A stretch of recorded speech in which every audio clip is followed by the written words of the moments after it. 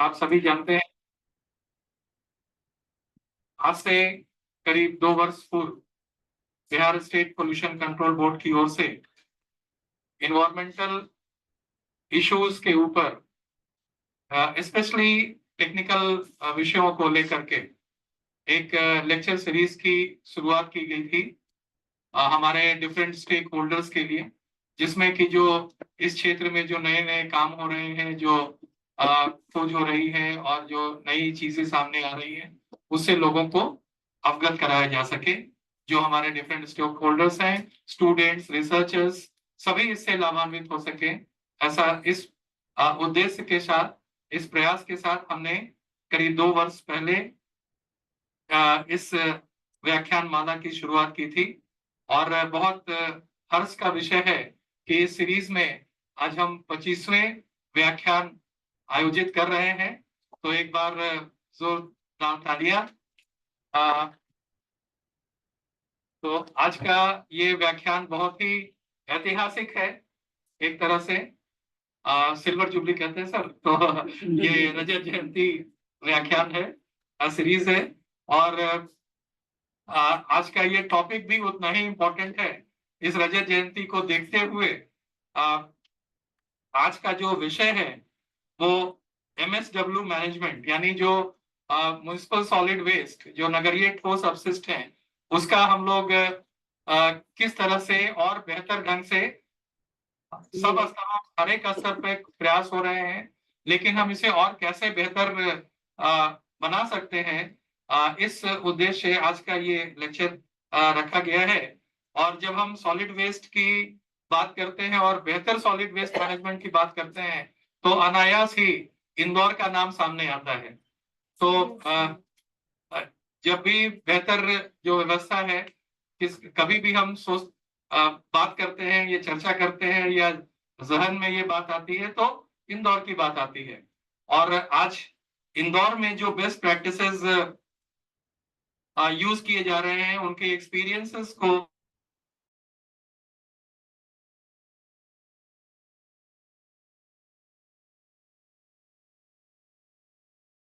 इन सब देखना पड़ेगा हमको। हाँ, बोलिए।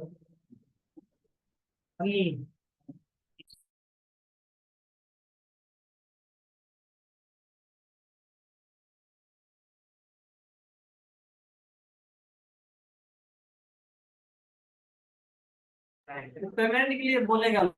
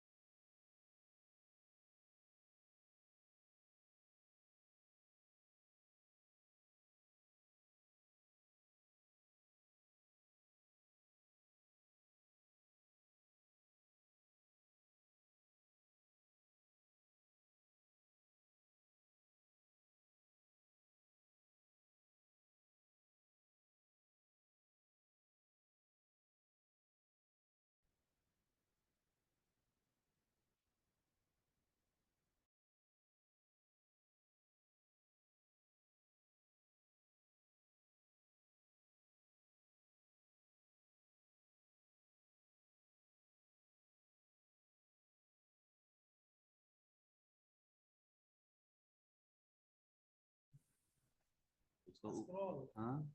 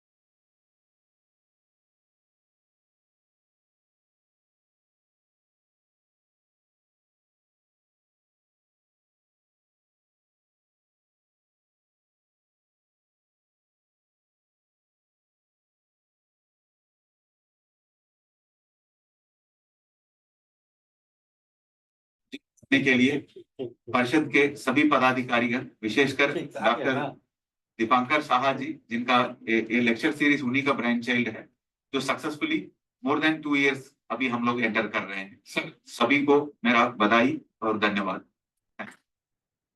Thank you sir. निश्चित रूप से इट इज एन अचीवमेंट और today is a historic day for us, specially with reference to this. और जैसा कि आप सभी जानते ही हैं कि परिषद भी अब अपने गठन के 50वें साल को पूरा कर रहा है, तो धीरे धीरे वी आर गेटिंग मैच्योर्ड।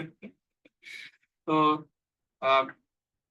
जहां तक सिग्निफिकेंस ऑफ टुडेस टॉपिक, तो हम लोग काफी चर्चा कर ही चुके, मैं पहले ही ओपनिंग रिमार्क्स में ही बोल चुका हूं। तो मैं ये हमारे लिए निश्चित रूप से अत्यंत हर्ष का विषय है कि former MP pollution control board scientist doctor our colleague Dr. D.K. Waghela is with us to share his experiences on solid waste management. To formally introduce him to the participants, मैं अनुरोध करना चाहूंगा अपने कलीग श्री अरुण कुमार जी से कि उनका परिचय हमारे पार्टिसिपेंट से कराएं। धन्यवाद डॉक्टर नवीन साहब। आदरणीय सदस्य सचिव महोदय डॉक्टर नवीन जी, साहा जी और उपस्थित यहाँ सज्जनों और ऑनलाइन से जुटे हुए सारे बंधुओं, आज का दिन महत्वपूर्ण है इसलिए कि आज हम लोग का इस लेक्चर सीरीज का 25वां मंथ है और संजोग देखिए कि आज 25 तारीख भी है। सो इट इज ए कोइंसिडेंस और बहुत अच्छा है और हम लोग इसको सक्सेसफुली जो है करते चले आ रहे हैं। तो आज हम लोग के बीच डॉक्टर डीके वघेला साहब हैं, जो कि हम ही लोग के एमपी पोल्यूशन कंट्रोल बोर्ड से में अपनी सेवाएं दी है। और ये जो है फॉर्मर हेड रीजनल लेबोरेटरीज के हेड रहे हुए हैं और प्रेजेंटली ये जो है अभी as adviser, technical adviser, air quality के टेक्निकल एडवाइजर हैं फॉर क्लीन कैटलिस्ट प्रोजेक्ट, जो कि united state agency of international development के द्वारा जो है किया जा रहा है in association with world resource institute. ये इनका जो है एनवायरमेंट के फील्ड में 43 वर्षों का काफी लंबा एक्सपीरियंस है और इन्होंने अपने लाइफ स्पैन में 25 रिसर्च पेपर जो है इंटरनेशनल जर्नल्स में, नेशनल जर्नल्स में पब्लिश करवा चुके हैं और 200 से ज्यादा पॉपुलर साइंस आर्टिकल्स इन्होंने लिखा है, जो कि विभिन्न न्यूज़पेपर और मैगजीन्स में पब्लिश हुए हैं। और साथ ही इनके द्वारा जो है पोल्यूशन कंट्रोल बोर्ड में कार्य करते हुए बहुत सारे एक्शन प्लान, जैसे वेस्ट मैनेजमेंट के action plan, abatement of air pollution and noise pollution के एक्शन प्लान, पोल्यूटेड रिवर के स्ट्रेच के जो है एक्शन प्लान्स, ये सब डिस्ट्रिक्ट एनवायरनमेंट प्लान्स, इस सब में इनका काफी एक्टिव सहयोग रहा है, जिसके कारण आज इंदौर जो है इंडिया के मैप पर क्लीन सिटी के नाम से जाना जाता है। इसमें इन लोग का, इनका काफी बड़ा योगदान रहा है और इस योगदान के लिए इनको जो है पर्यावरण रत्न अवार्ड भी प्राप्त हो चुका है। और यह अवार्ड जो है centre for environment protection research and development Indore के द्वारा इन्हें दिया गया है। ये काफी प्रेस्टिजियस अवार्ड है जो कि इन्होंने प्राप्त किया है और आज एक महान व्यक्तित्व से हम लोग रूबरू हो रहे हैं और इनके द्वारा जो है हम लोग को काफी अभी वर्तमान समय में जो सबसे ज्यादा ज्वलंत मुद्दा है वो है म्युनिसिपल सॉलिड वेस्ट का मैनेजमेंट। और सभी लोग प्रयास कर रहे हैं लेकिन इंदौर की तरह सक्सेसफुल नहीं हो पाए हैं। तो आज हम लोग इनके इस लेक्चर से जो है कुछ शिक्षा प्राप्त करेंगे, कुछ जानकारी प्राप्त करेंगे और कोशिश करेंगे कि हम लोग अपने राज्य में भी इस तरह का जो है मॉडल स्थापित करने में सक्सेसफुल हो सके। धन्यवाद। Thank you Arun ji. So जैसा कि अरुण जी ने बताया, we have with us a distinguished scientist, a Paryavaran Ratna awardee, doctor DK Vaghela ji. So let us give a big hand to him. And I would like to invite you, sir. और हम सभी we all are excited to hear you. So doctor, हाँ, और जो participants हमारे साथ जुड़े हैं, आप प्लीज कंफर्म करेंगे मेरी आवाज पहुंच रही है कि नहीं? Any one of you? Yes sir, आ रही है आवाज सर। यस सर, आवाज आ रही है। Thank you. डॉक्टर वाघेला साहब ji, I have a friend, colleague Apale साहब आपके साथ होंगे। You must have worked with him, so it is really a pleasure for us to have you all here among us. So आपसे अनुरोध है कि अपने संबोधन से हम सभी को लाभान्वित कीजिए। सर। सभी को मेरा नमस्कार। Honourable member secretary of Bihar state pollution control board doctor Saha sir, respected officers of the State Pollution Control Board Bihar, and respected other officers of Nagar Panchayat, Nagar Palika, and other local bodies, about 231 members are connected with this program, and I am very thankful to the State Pollution Control Board, Dr. Saha sir, for inviting me for this lecture. आप जानते हैं कि इंदौर भारत का सबसे स्वच्छतम शहर है, the cleanest city of India है, और ये आज एक बार नहीं, ये करीब लगातार 7 साल से लगातार नंबर 1 पर आ रहा है। तो ये बहुत बड़ा अचीवमेंट है। जो पहले 25वें नंबर पे था इंदौर, और उससे छलांग लगाकर सीधे 1 नंबर पर आया था, तो उसकी कहानी आप लोगों को जानने को मिलेगी। तो ये बहुत अच्छा है, और इंदौर के लिए भी एक बहुत बड़ा एक एग्जाम्पल है, क्योंकि आप देखेंगे कि इंदौर के बारे में काफ़ी कंट्रीज से, दूसरी विदेशों से भी काफ़ी लोग आते हैं, दूसरे स्टेट से काफ़ी लोग आते हैं, और कई तरह की संस्थाएं भी आती हैं। कई पोल्यूशन कंट्रोल बोर्ड के चेयरमैन यहाँ पे आ चुके हैं विदेशों से। करीब 76 से ज़्यादा कंट्रीज ने इंदौर के मॉडल को एडॉप्ट किया हुआ है। जो इंदौर का MSW मॉडल है, इसको एडॉप्ट करने में करीब 76 कंट्रीज आगे आ गई हैं। और देखिए, हम आसपास के भी कई कंट्रीज के साथ ही हमारे भारत के कई शहर इसको एडॉप्ट कर रहे हैं।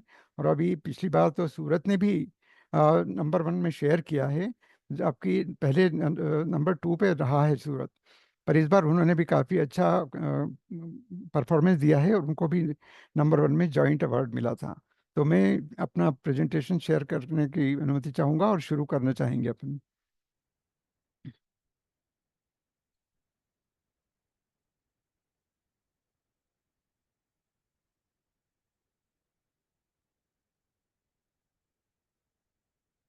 I think it is visible.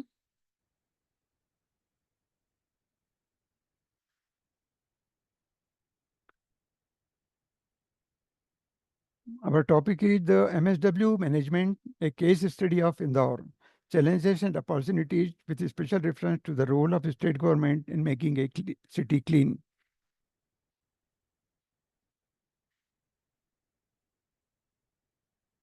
You all of know that the pollution is an endangerment to living beings present all over the globe, which impinges on people's lives.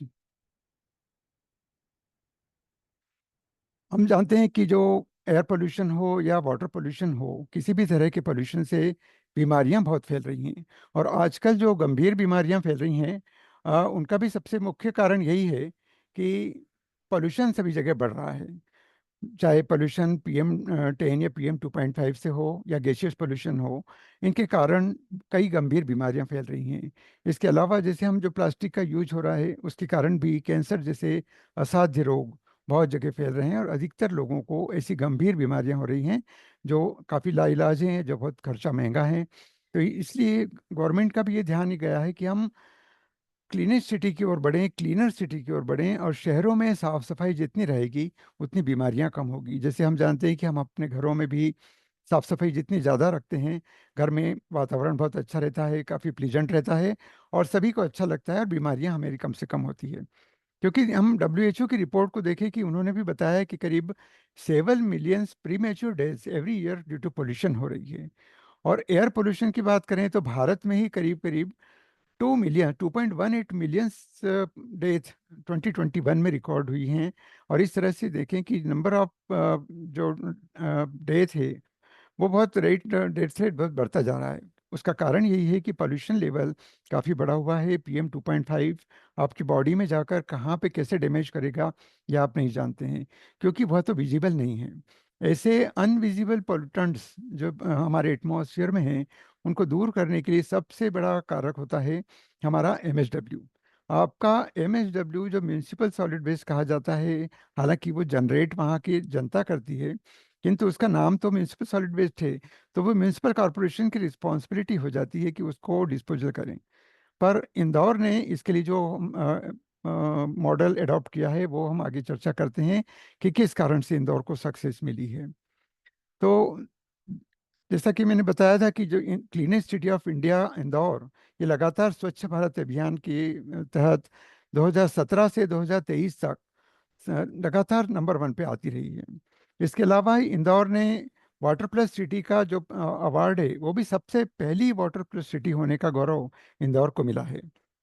पूरे भारत में किसी भी सिटी को वाटर प्लस सिटी पहली बार declare किया गया है इंदौर में, और 7 स्टार रैंकिंग भी इंदौर को मिली है।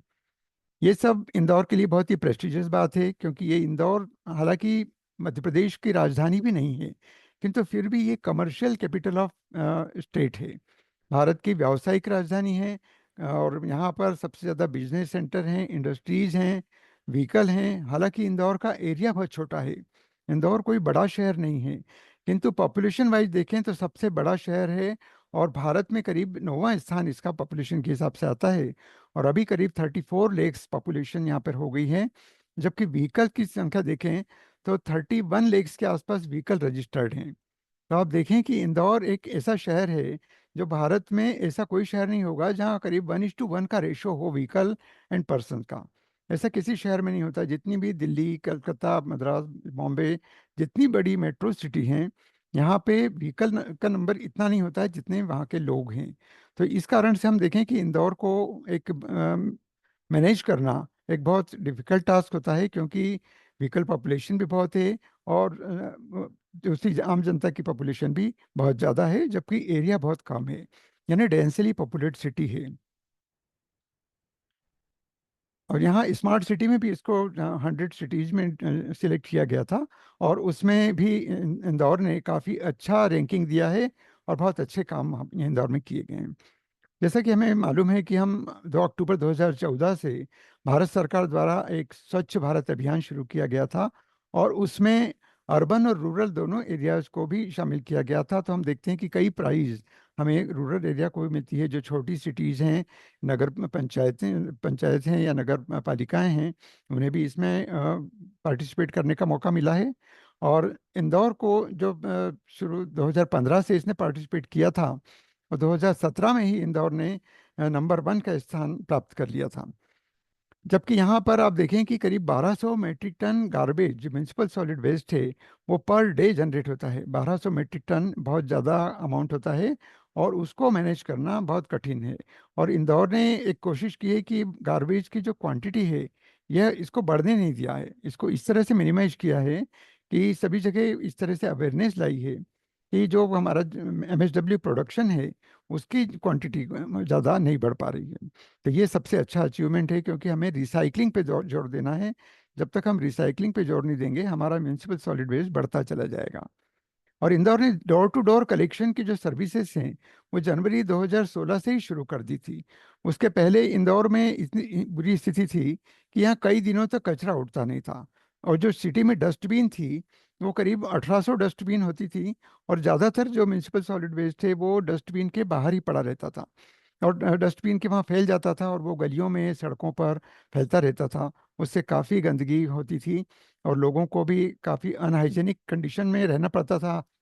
इसके अलावा जो बाहर से लोग आते थे उनको भी लगता था कि हाँ, ये सिटी बहुत गंदी है। पर इंदौर ने जो ड्रास्टिक चेंज लाया, एकदम से उस सिटी को, जो काफ़ी गंदगी फैली रहती थी, उसको एकदम क्लीनेस्ट के रूप में परिवर्तित कर दिया।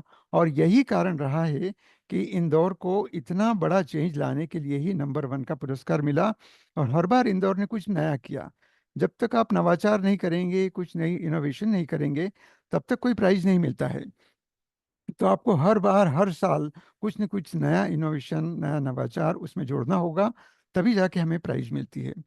और इसका सबसे बड़ा एग्जाम्पल इंदौर है कि यहाँ 100% डोर टू डोर कलेक्शन किया, डस्टबिन फ्री सिटी कर दिया। इंदौर के में किसी भी गली में आपको कहीं डस्टबिन नहीं मिलेगी, क्योंकि डोर टू डोर कचरा 100% उठाया जाता है। इसलिए आपको गली में कहीं कचरा फेंकना ही नहीं है।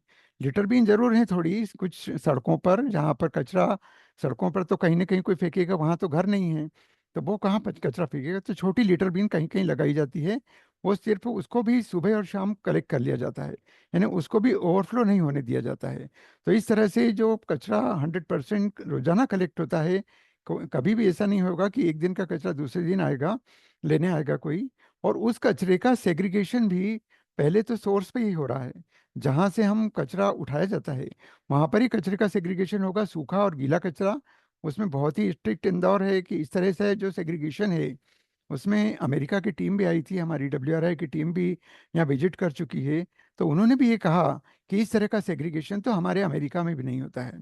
यानी इंदौर ने जो सेग्रीगेशन का भी एग्जाम्पल दिया है वो बहुत ही यूनिक है। और इसमें सबसे बड़ा रोल हमारे इंदौर की जनता का रहा है, नागरिकों का रहा है। प्रशासक तो जरूर काम कर रहे हैं, और प्रशासक ने वो काम किए भी हैं जिसके आधार पर इंदौर की जनता को अवेयर किया जाए। इसके साथ साथ जो म्यूनिसिपल कॉरपोरेशन का स्टाफ है उसको भी ट्रेन किया जाए। तो उसके लिए कंटिन्यूस हमारे ट्रेनिंग प्रोग्राम चलते हैं और ट्रेनिंग्स होती हैं, उनमें स्टाफ को भी ट्रेनिंग दी जाती है, जनता के लिए भी पार्टिसिपेशन किया जाता है, अवेयरनेस के कैंपेन चलाए जाते हैं। और सोशल मीडिया से लेके सभी दूर डिस्प्ले बोर्ड और शहरों में सड़कों पर जो दीवारों पर जहाँ भी हो सकता है वहाँ इस तरह से स्लोगन्स लिखे जाते हैं जिसका इम्पेक्ट लोगों पर पड़ने लगा है। ये इंदौर है, आप देखें कि इंदौर भारत के दिल में ही बसता है। कि आप देखिए कि मध्य प्रदेश का शहर है एक, और मध्य प्रदेश के भी बीचों बीच है, और इस तरह से भारत के एक दिल की धड़कन है, और जिसने पूरे भारत में एक नाम किया है। और इंदौर का नाम सिर्फ भारत में ही नहीं, पूरे विदेश में भी कई जगह है जहाँ भी आप जाएंगे। और यदि कोई कहता है हम इंदौर से आए तो उसको लगता है कि ये क्लीनेस्ट सिटी से आया है, तो वो उसका भी एटीट्यूड बदलता है, क्योंकि वो जानता है कि व्यक्ति कचरा नहीं फैलाएगा, क्योंकि ये एक आदत बन चुका है। जब तक हम कचरे की मैनेजमेंट को, कचरे की साफ सफाई को अपनी आदत में नहीं डालेंगे, बच्चों से शुरू करना पड़ता है, छोटे स्कूलों से शुरू करना पड़ता है, और कॉलेज लेवल तक बताना पड़ता है। इसके अलावा जो इंस्टीट्यूशंस हैं वहाँ भी इसका प्रचार प्रसार करना पड़ता है, और घरों में भी सबको समझाना पड़ता है। तभी हम इसमें सफलता प्राप्त कर सकते हैं। तो हम देखेंगे कि ये जन भागीदारी अभियान, क्योंकि इंदौर ने स्वच्छता को जन भागीदारी से जोड़ा है, और जब तक जन भागीदारी से कोई चीज़ नहीं जुड़ती है उसमें सफलता नहीं मिलती है, क्योंकि मास स्केल का कार्य है। और इतनी आप अपने घर में देखिए कि घर में यदि 4-5 लोग रहते हैं तो घर के कचरे को ही आप प्रॉपर मैनेज नहीं कर पाते हैं।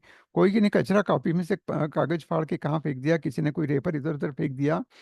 पर यदि इतने बड़े इंदौर में जहाँ 34 लाख लोग रहते हैं और करीब 6 लाख से ज़्यादा घर हैं, और इतने जगह के कचरे को, और कितने बड़े व्यावसायिक संस्थान हैं, कितनी होटल्स हैं, कितने दूसरे इंस्टीट्यूट्स हैं, स्कूल और कॉलेज हैं, और फ्लोटिंग पॉपुलेशन भी बहुत है इंदौर की। तो इन सब में उस अवेयरनेस को लाना कि सड़कों पे कचरा कोई न डाले।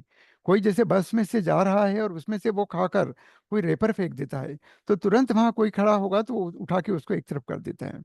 ऐसे में कई बार साफ सफाई के दौरान कई एक्सीडेंट हो चुके हैं, क्योंकि नगर म्यूनिसिपल कॉरपोरेशन के लोगों पर भी इतना प्रेशर है कि यहाँ पे कोई वीआईपी कभी भी निकल सकता है, क्योंकि इंदौर में वीआईपी लगातार आते रहते हैं। चाहे कैपिटल नहीं है फिर भी वीआईपी बहुत आते हैं। तो उनका ये अपना इंटेंशन रहता है कि सड़क पे कोई कचरा न पड़ा हो।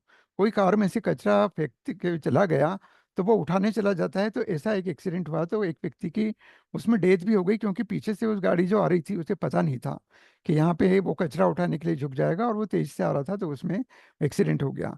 तो आप सोचिए कि जान पर खेल पर भी यदि कचरे की सफाई की व्यवस्था रखता है व्यक्ति, तो ये कितना बड़ा एग्जाम्पल है। ये इसीलिए मैंने बताया कि हमें इतना इतना लाइटली नहीं लेना है कि कोई कचरा फेंक दिया तो उसको वहां पड़ा रहने दो। इंदौर में ऐसा कभी नहीं मिलेगा आपको। ये देखिए, हम 2015 की बात करें कि 2015 में ऐसी व्यवस्थाएं थी जब सड़कों की गलियों में जगह जगह डस्टबिन रखी जाती थी।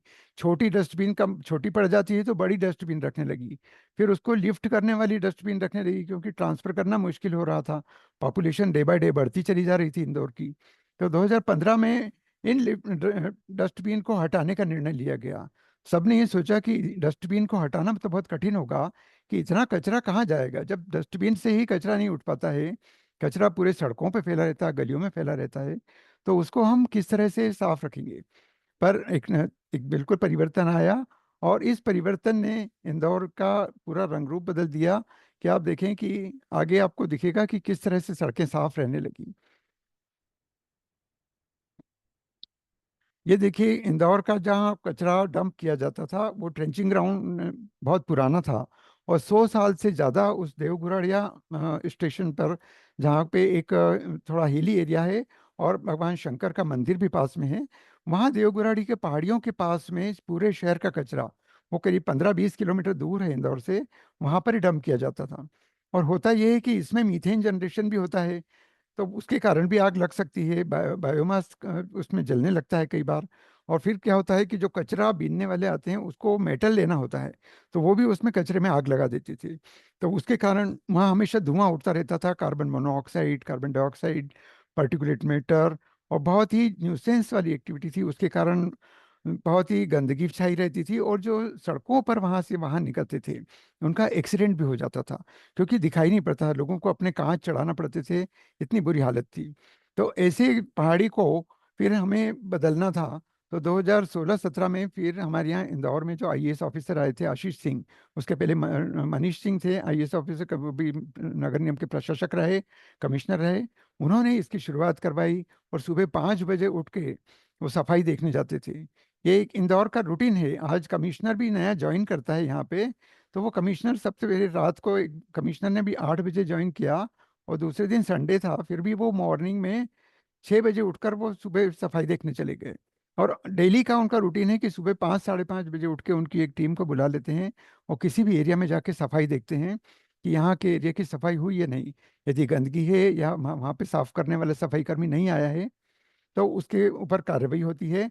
और सफाई में बिल्कुल लापरवाही नहीं बरतना होती है, उसमें सफाई कर्मी को नौकरी से ही बर्खास्त कर दिया जाता है। यदि वो किसी लापरवाही के कारण नहीं आता है, या उसके एरिया में साफ सफाई नहीं मिलती है, तो सीधा टर्मिनेट कर दिया गया। तो जब इतनी स्ट्रिक्ट एक्शन होने लगी, तब जाके लोगों को लगा कि हमें भी अपने सफाई में योगदान पूरा देना है। ये देखिए नदी की स्थिति थी, इतने आउटलेट थे, करीब 7,200 आउटलेट। इंदौर में एक कान्ह नदी और सरस्वती नदी है, और दोनों का संगम भी इंदौर के बीचों बीच कृष्णपुरा राजवाड़ा के पास होता है। और वहां से ये नदी क्षिप्रा नदी में जाकर उज्जैन में मिलती है, जो महाकाल की नगरी है। और क्षिप्रा भी एक पवित्र नदी है, जहाँ पे कई धर्मालु जनता आती है, स्नान करती है। सिंहस्थ लगता है 12 साल में एक बार। इसके अलावा हर शिवरात्रि, अपना मकर संक्रांति पर वहाँ पर मेला लगता है, कार्तिक पूर्णिमा का मेला लगता है। ऐसे कई धार्मिक पर्व होते हैं। तो जब ये गंदा पानी जाके शिप्रा में मिलेगा, तो निश्चित रूप से धर्मालु जनता की जो वो है भावनाएं आहत होती हैं। तो उनको वहाँ की जनता का भी ध्यान रखना है। धर्म प्रेमी जनता, कई साधु संत हैं, नाराज हो जाते हैं, तो उसको ध्यान रखने के लिए इस नदी की सफाई भी करना जरूरी है। ये भी हमारे स्वच्छता अभियान का एक हिस्सा रहा। तो ये 7,200 जो नाले वहां कर आके आउटलेट उस नदी में मिलते थे, और नदी में पूरा कचरा फैला रहता था, इसको साफ रखने की जिम्मेदारी भी उठाई। और नगर निगम ने ये किया कि जितने पुलियां हैं, ब्रिजेस हैं, उसमें काफी ऊंची ऊंची जालियां लगा दी, क्योंकि एनजीटी का एक ऑर्डर हुआ था कि जितनी नालियां, वो ड्रेन्स उसमें मिलते हैं नदी में, उसमें जाली लगाई जाए। पर हमने कहा ये तो इम्प्रैक्टिकेबल चीज़ है, यहाँ पे तो इतनी नालियां हैं, हम जालियां नहीं लगा पाएंगे। तो हमने अवेयरनेस लाई, बड़ी बड़ी जालियां ऊपर तक लगाई कि उसमें से कोई छोटा सा व्यक्ति भी कचरा कहीं से फेंक नहीं सकता। इतनी तरह से बुरी तरह से उसको पैक कर दिया। तो फिर ये स्थिति हुई कि नदी बिल्कुल साफ रहने लगी, और नदी में जो एसटीपी बने, तो उसका एसटीपी का ट्रीटेड वाटर छोड़ा जाने लगा, तो नदियां काफी साफ हो गई। ये हम देखें कि 2015 मई से 2016 में, एक साल में हमने सबसे पहले म्यूनसिपल सॉलिड वेस्ट मैनेजमेंट का इंफ्रास्ट्रक्चर सेटअप करना शुरू किया। पहले हमारे यहाँ इतनी अच्छी फैसिलिटी नहीं थी, वो कचरे को ले जाके उस पहाड़ी के जो ट्रेंचिंग ग्राउंड था उस पर डंप कर दिया जाता है। फिर उसमें हमने कलेक्शन, सेग्रीगेशन और ट्रांसपोर्टेशन ऑफ वेस्ट का शुरू किया। पूरे शहर में एक पूरा जाल उसका बिछा दिया कि किस रूट से कैसे जाएगी और कितनी बजे जाएगी। सभी जगह जाने का गाड़ियों का टाइम भी फिक्स था, और उसके लिए ऐप भी बाद में बनाई गई। उस ऐप में आप बैठ के देख सकते हैं कि आपके यहाँ किस नंबर की गाड़ी आने वाली है, कितनी बजे गाड़ी आएगी, वो कब अभी कहाँ पहुंची है, फिर ये गाड़ी कहाँ पहुंच गई है, और आगे जाके इसने अपना कचरा प्रॉपर जो ट्रांसफर पॉइंट है वहाँ दिया है या नहीं, या वो जो कचरा गाड़ी है वो फालतू इधर उधर तो नहीं घूम रहा है। ये भी किया गया कि कचरा गाड़ी खाली तो नहीं है, कि खाली गाड़ी को लेके घुमा रहा है। तो वो गाड़ी कितनी भरी है, इसकी भी जानकारी हमारे कंट्रोल रूम पे पहुंच जाती है। और वहाँ उस कंट्रोल रूम पे बैठा व्यक्ति पूरे समय हर पूरे शहर की गाड़ियों का निगाह रखता है कि गाड़ी प्रॉपर रूट पे जा रही है कि नहीं, टाइम पे पहुंची या नहीं, गाड़ी में कोई ब्रेकडाउन तो नहीं हो गया, कोई खराबी तो नहीं आ गई है। और इसके साथ ही एक किया था कि सॉन्ग्स बनाए गए थे जो उस गाड़ी में सुबह धुन के रूप में बजते थे। तो जब कचरा आप सुबह डालने उस गाड़ी में जाएंगे, तो एक अलग ही माहौल लगता था। यानी हम देखें कि इतना अच्छा माहौल कभी आपको कचरा फेंकने के दौरान कभी नहीं दिखेगा जो इंदौर में मिलता था। तो जिन लोगों ने आके यहाँ देखा है, उसमें आप देखें कि सुबह सुबह वो गाड़ी म्यूजिक बजाते हुए आएगी, और कचरा उस गाड़ी से डालेगा उसमें। और में भी दो पार्टीशन है गाड़ी में, तो पार्टीशन में एक गीला कचरा, एक सूखा कचरा। बाद में उसमें पीछे इलेक्ट्रॉनिक वेस्ट का, बायोमेडिकल वेस्ट का, हेजार्डस वेस्ट का, उसके भी डब्बे लगाए जाने लगे। फिर इसके अलावा शहर में क्योंकि पशुओं की बिल्कुल सफाई कर दी गई थी, कहीं पे आपको पशु घूमते दिखाई नहीं देखेंगे। जितने शहर के गौशालाएं वगैरह थी, उनको सबको शहर से बाहर शिफ्ट कर दिया गया। तो शहर में एक भी गाय वगैरह जानवर, आपको पशु सड़क पे बैठा हुआ नहीं दिखेगा, घूमता हुआ नहीं दिखेगा। सिर्फ जो डॉग्स वगैरह हैं ये थोड़े दिखते हैं, क्योंकि इनकी तो पूरी तरह रोकथाम नहीं हो पाती है। बाकी बड़े जो एनिमल्स थे वो बिल्कुल दिखना बंद हो गए। सड़कों पे जो एक्सीडेंट्स वगैरह हो जाते थे, ट्रैफिक जाम हो जाता है सड़कों पे जब गाय वगैरह बैठ जाती थी, तो वो सब सुअर घूमते रहते थे। तो इन सबको पूरी तरह से हटा दिया गया और शहर को बिल्कुल नीट एंड क्लीन किया गया। तो उस समय का एक माहौल अलग होता था। इसके लिए म्यूनिसिपल कॉरपोरेशन के स्टाफ को भी साल भर ट्रेनिंग दी गई, सैनिटेशन स्टाफ को भी ट्रेनिंग दी गई। और जो व्हीकल थे उनको इस तरह से रखा जाता है कि वो कचरा वहाँ पे ट्रांसफर स्टेशन पर जाके फिर उस व्हीकल को साफ करेगा, पूरा क्लीन करेगा। ऐसा नहीं कि बदबूदार व्हीकल लेके दूसरे दिन फिर जाएगा। तो वो उसी दिन साफ होगा और उसका पानी अ, जो कॉमन सीवेज ट्रीटमेंट प्लांट है, CSTP है, वहाँ जाएगा और उसका ट्रीटमेंट होगा। ये सारी व्यवस्थाएं की गई। मई 2016 में फिर कम्युनिटी इंगेजमेंट एक्टिविटीज चालू की गई। टारगेटेड कम्युनिटी इन्वॉल्वमेंट शुरू किए गए सभी लेवल्स पर। और उसमें कमर्शियल जो एक्टिविटीज़ हैं, होटल को और दूसरे जो इंस्टीट्यूट्स हैं, सोशल ऑर्गेनाइजेशन हैं, NGOs हैं, इन सबको उसमें शामिल किया गया और उनका भी सहयोग उसमें लेना शुरू किया गया। और उसके बाद देखें कि 2020 में हमने जो पब्लिक पार्टिसिपेशन था वो इतना ज़्यादा कर दिया कि कई जगह हमने जीरो वेस्ट वार्ड बना दिए, कि आपके यहाँ के वार्ड का कचरा जीरो वेस्ट रहेगा, म्यूनिसिपल कॉरपोरेशन लेने नहीं आएगी। तो वो जो वहाँ का कचरा था उसका डिस्पोजल वो वहीं करने लगे। कई जगह हमने वहाँ पे जो कंपोस्टिंग के लिए अरेंजमेंट किया, कई वार्ड्स में कंपोस्टिंग अरेंजमेंट हुआ कि आपका जो गीला कचरा है उसका कंपोस्टिंग वहीं होगा। कई कचरा उसको रिसाइकलिंग करेंगे, सेग्रीगेशन करेंगे और रिसाइकलर को उसको बेच देंगे। तो इस तरह से जीरो जीरो वार्ड का कंसेप्ट लाना ये अपने आप में बहुत बड़ा था। और इसी कारण इंदौर का अवार्ड मिलता है कि आपने जीरो वेस्ट वार्ड बना दिया, एयर क्वालिटी को भी इम्प्रूव करवा दिया। इसके अलावा जो हमारे यहाँ इवेंट्स होते हैं, जैसे कई बार क्रिकेट होते हैं और क्रिकेट के स्केल इंटरनेशनल लेवल के क्रिकेट भी होते हैं, तो वो स्टेडियम में हमने जीरो वेस्ट इवेंट की, कि वहाँ किसी तरह का कचरा नहीं निकलेगा और जीरो वेस्ट रहेगा, यानी प्लास्टिक वेस्ट नहीं होगा।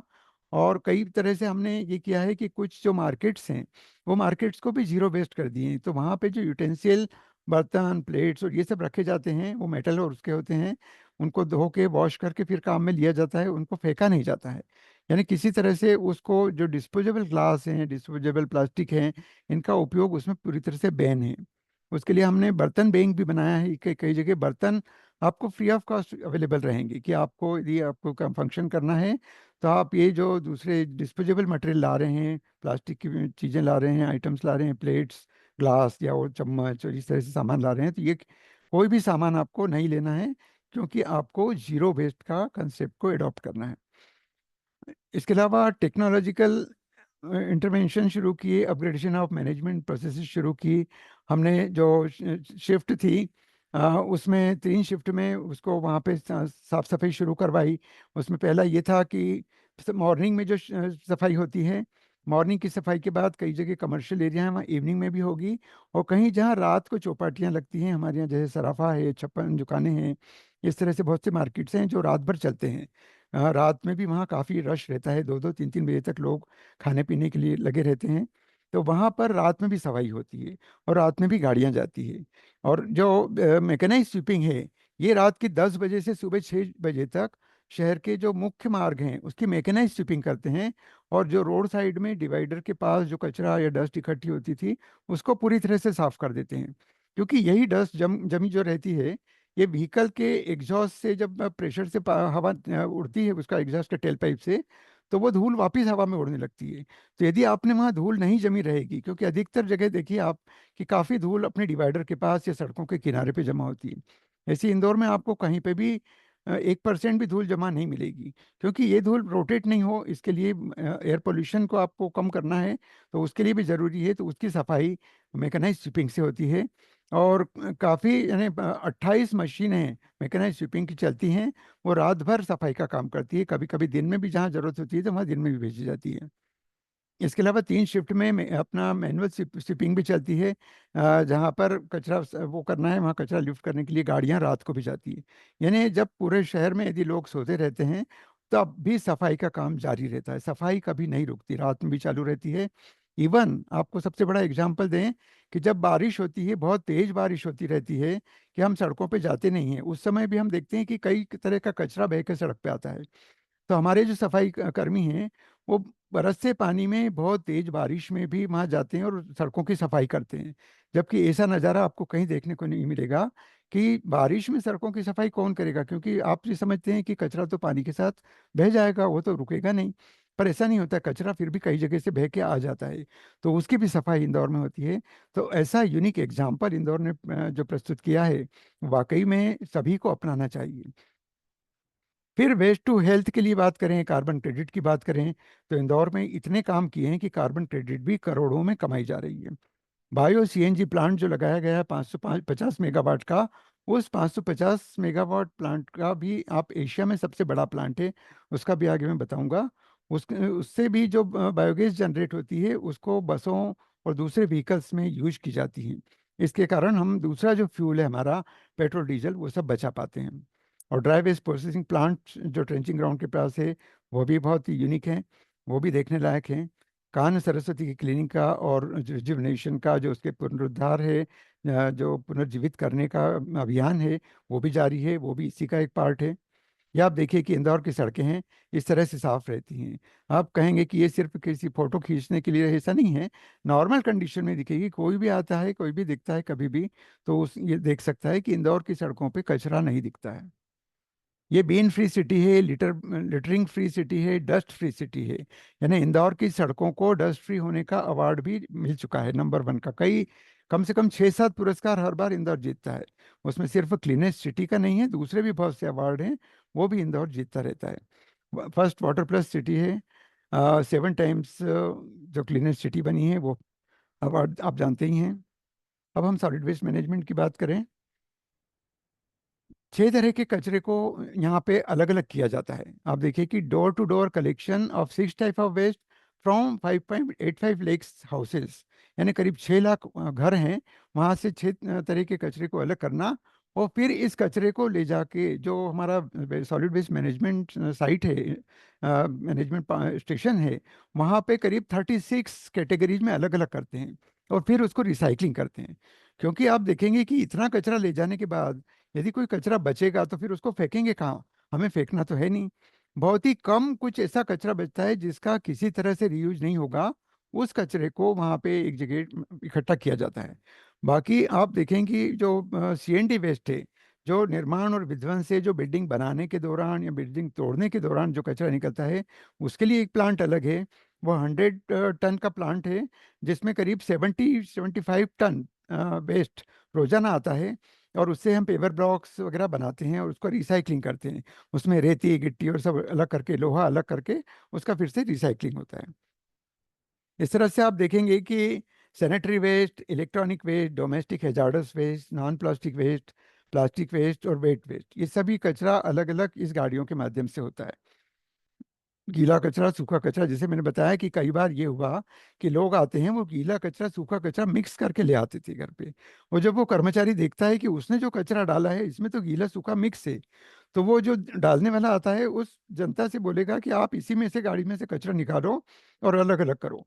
अब आप देखिए कि इस गाड़ी में इतनी गंदगी में से कोई कचरा कैसे साफ करेगा। तो जब लोगों को ऐसी पनिशमेंट मिली तो उन्होंने अपने घर में पूरी तरह से डस्टबिन अलग अलग रखी और वो अलग अलग कचरा ले जाके डालने लगी।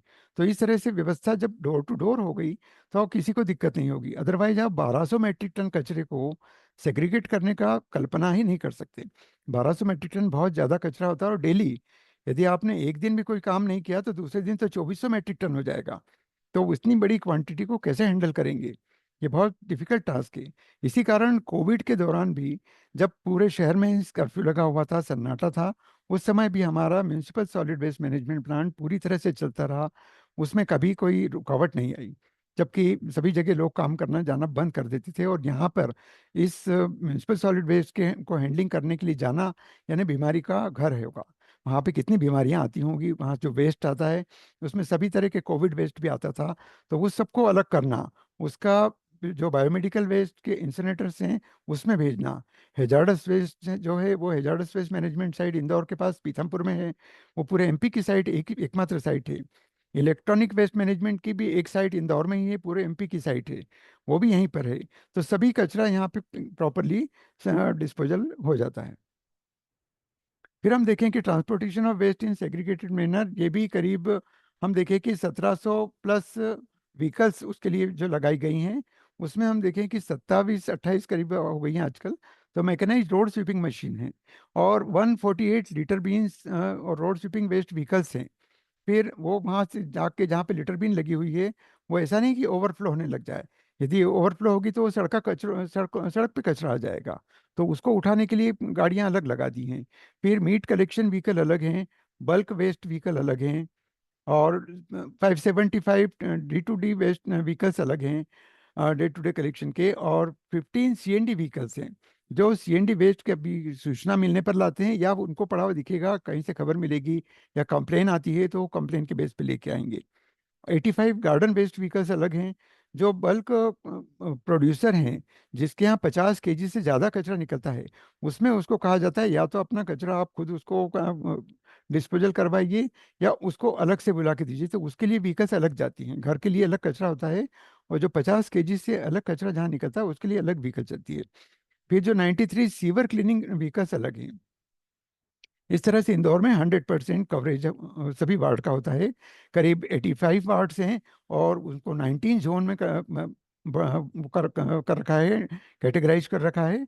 उन सब के जोनल वाइज और वार्ड वाइज सभी जगह कलेक्शन पूरा किया जाता है।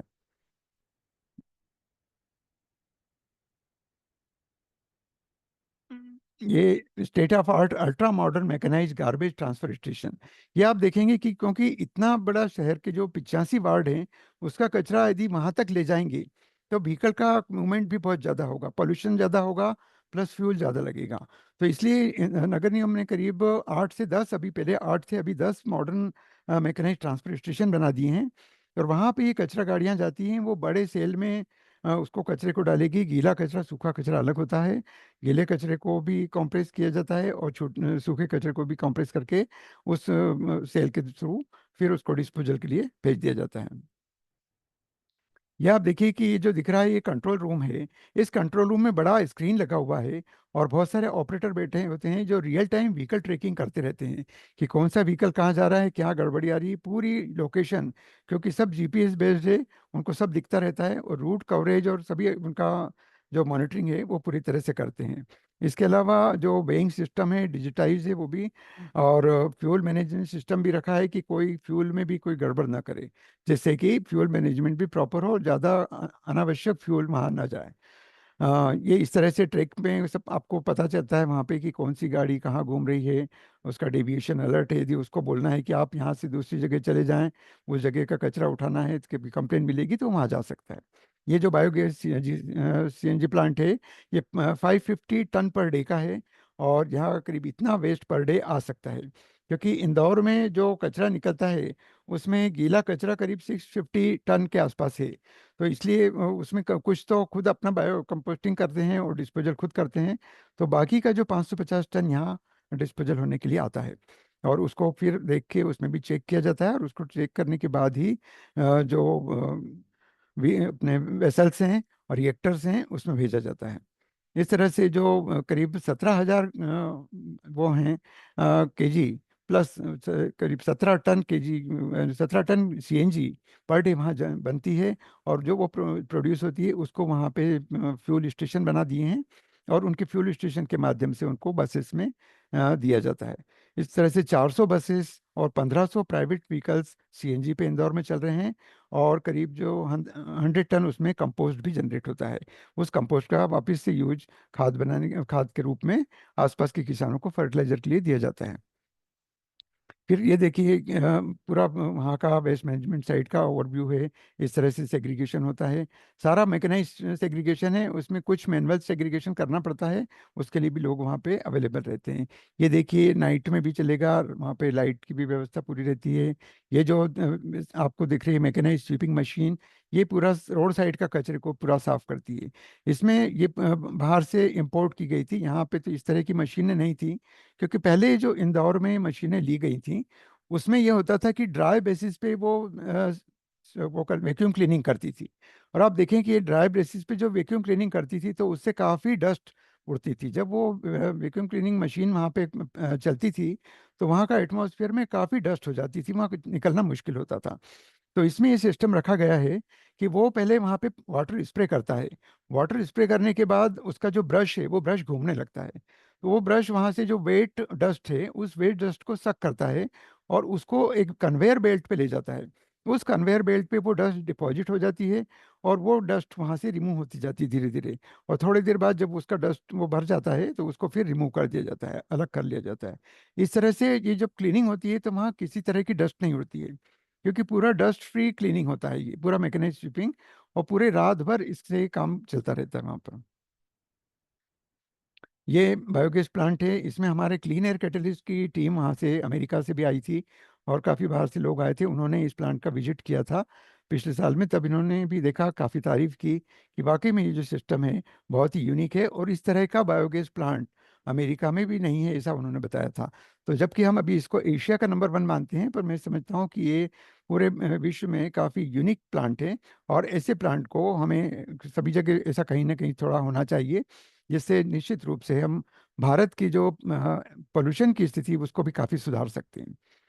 ये देखिए 400 टीपीडी का ऑटोमेटेड सेंट्रलाइज्ड एमआरएफ है और यहाँ पे इंदौर में करीब इसमें लिखा है कि 481 ton per day dry waste generate होता है। और ये सेंट्रलाइज्ड फैसिलिटीज़ में 400 टन आता है और बाकी 200 टन जो दूसरा वेस्ट है वो भी वहाँ पहुँचता है। और जो डिसेंट्रलाइज्ड फैसिलिटीज़ है उसमें भी 44 टन पर डे कचरा वहाँ अलग अलग जगह पहुँचता है। इसके अलावा ये जो मटेरियल रिकवरी फैसिलिटी है, इसमें अलग अलग तरह के मटेरियल को रिकवर किया जाता है। बीच में ही किया गया था जो ह्यूमन हेयर हैं, तो बालों को भी अलग से इकट्ठा किया जाता था और उससे भी बाय प्रोडक्ट बनाए जाते थे।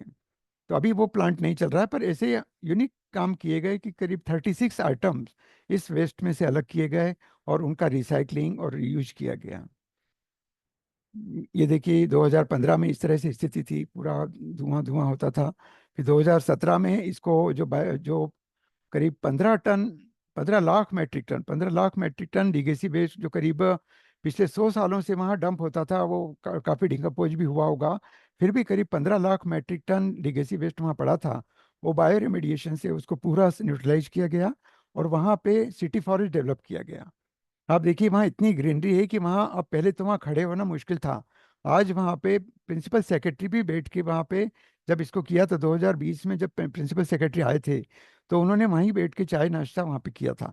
तो इस तरह से देखें कि इतना हाइजीनिक कंडीशन वहाँ मेंटेन की गई कि वहाँ का बहुत नीट एंड क्लीन काम हुआ। एक सिटी फॉरेस्ट के रूप में सुगंधित वातावरण वहाँ तैयार किया गया, हरियाली ला दी गई, प्रदूषण वहाँ से मुक्त किया गया प्रदूषण से। और इस तरह से एक बहुत बड़ा यूनिक किया काम किया। ये वही साइट है जहाँ पे आप काला देख रहे हैं, धुआं देख रहे हैं, और उस साइड पे ये कचरे से वेस्ट से ही उसको आप देखिए कि ये स्टेचू बनाया गया है।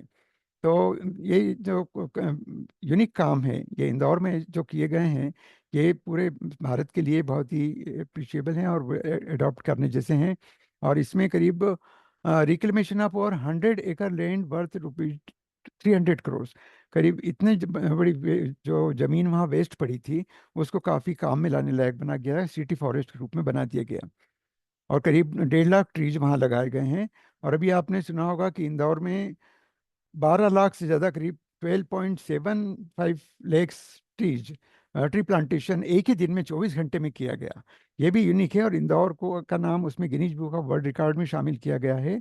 जो अभी लास्ट संडे को यहाँ पे इंदौर में प्लांटेशन हुआ था, वो भी पूरे भारत विश्व में यूनिक है। इतना एक ही दिन में 24 घंटे में 11 लाख से ज़्यादा प्लांट लगाने का काम कहीं नहीं हुआ है।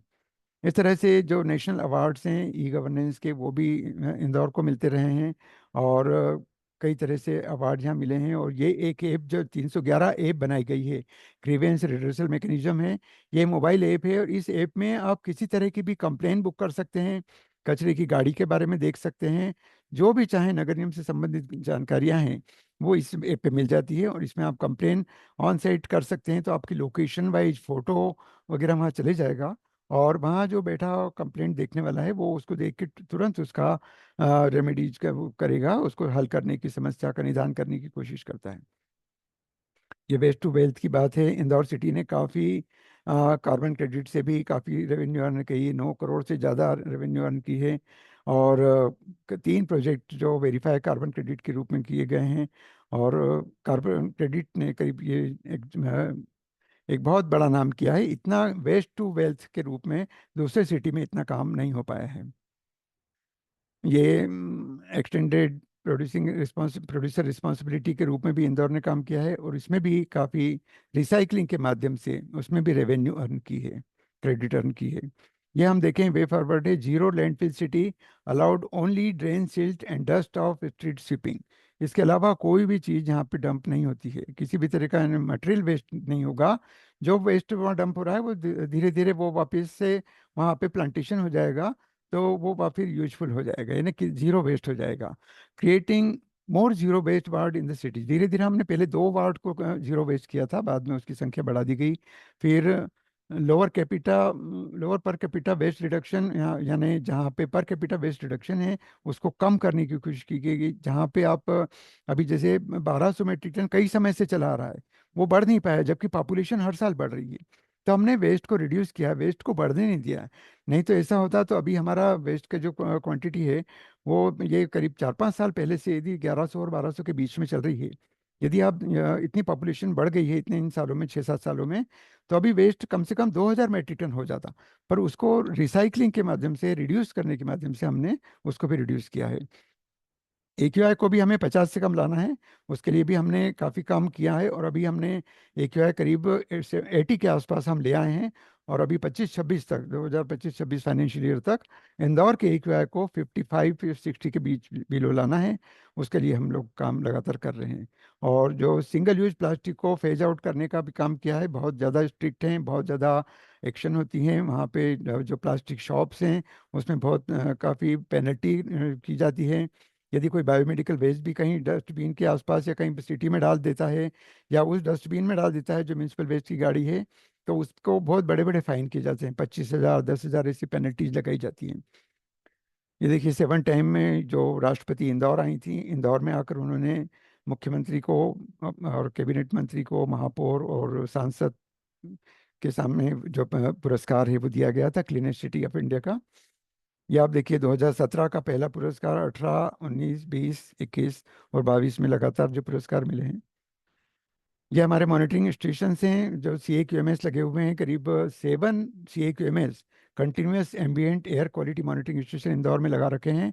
और उसमें से अभी 4 नगर निगम ने लगाए हैं, एक पोल्यूशन कंट्रोल बोर्ड का लगा हुआ है, और बाकी कुछ CSR में हमने लगाए हैं, कुछ इंडस्ट्रीज ने उसमें पार्टिसिपेट किया और CSR में हमें CAQMS दिए गए। और एक हमारा मैनुअल मॉनिटरिंग स्टेशन चलता है। इस तरह टोटल 8 स्थानों पे मॉनिटरिंग होती है। और उससे हमने इंदौर शहर के पोल्यूशन को, एयर पोल्यूशन को रिड्यूस करने के लिए काफ़ी बड़ा काम किया। क्योंकि जब तक हम मॉनिटरिंग नहीं करेंगे हमें ये पता नहीं चलेगा कि पोल्यूशन लेवल क्या है, और हमने पहले क्या था और आज हमने क्या किया है। ये कई सजेशन हैं। हम इंदौर में अलाव जलाने के लिए भी मना करते हैं। पहले ये होता था कि ठंड के दिनों में अलाव जलाने के लिए नगर निगम ही वहाँ पे मटेरियल सप्लाई करता था, लकड़ी और दूसरी चीज़ें मटेरियल सप्लाई करता था। तो वो हमने टोटली बंद करवा दिया कि अब आपको अलाव नहीं जलाना है ठंड के दिनों में। उनको शेल्टर प्रोवाइड करना है, वुलन क्लॉथ्स प्रोवाइड करना है, कंबल वगैरह देना है, इसलिए अलाव नहीं जलाना, या इलेक्ट्रिक हीटर का यूज करना है। पर अलाव जलाने से जो धुआं होता है वो हमारे AQI को बहुत ज़्यादा बढ़ाता है, डेथ रेट भी बढ़ती है। कई बार लोग लकड़ी जला के सो जाते हैं और वहाँ कार्बन मोनोऑक्साइड और कार्बन डाइऑक्साइड का लेवल इतना ज़्यादा बढ़ जाता है कि उनका दम घुट जाता है और लोगों की डेथ हो जाती है। तो ये सब चीज़ें भी रोकी गई हैं। तो सिर्फ साफ सफाई नहीं, पर्यावरण की सफाई और लोगों के स्वास्थ्य के लिए ध्यान रखना, ये सब भी हमारा एक कर्तव्य रखा है। तो मैं समझता हूँ इतनी जानकारी सफिशिएंट है, समय भी हो गया है। अब आपकी कोई क्वेरीज हो तो हम उस पर बात कर सकते हैं।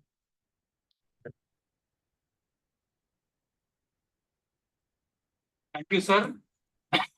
निश्चित रूप से it was a very nice detailed and I opening presentation I should say. Thank you and sir. निश्चित रूप से इंदौर ने जो काम किया है वो तारीफ के काबिल तो है ही है, निश्चित रूप से अनुकरणीय है।